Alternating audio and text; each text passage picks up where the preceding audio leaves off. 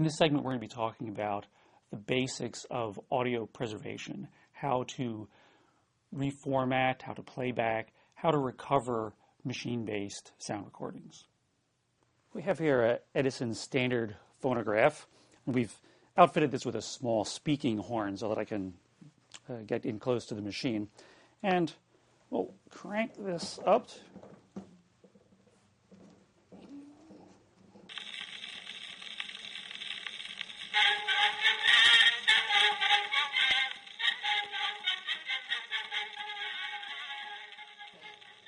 As you can hear, the machine itself contributes a great deal to the experience of playing back this recording.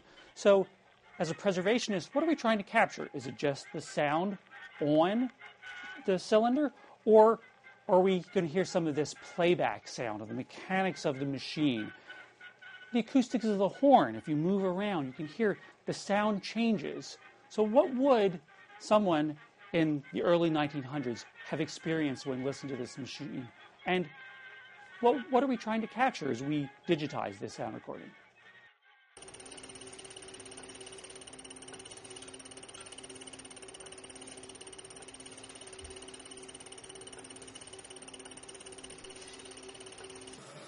We've moved across the lab to an optical printer, which is basically a very sophisticated projector and a very sophisticated camera mounted on what kind of looks like a metal-laid base, but is more sophisticated than that, so that the image being printed on the new strand of film can be adjusted as necessary. It's the kind of machine that Hollywood would use to do special effects.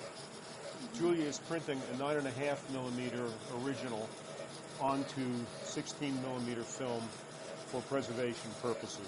Julia, talk about the process and talk about the liquid gate printing apparatus also, please.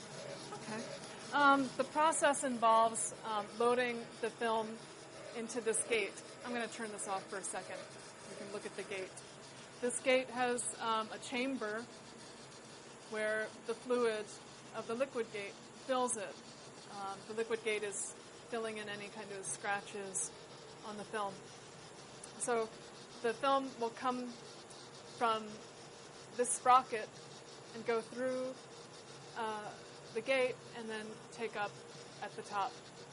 And the film is being reproduced one-to-one.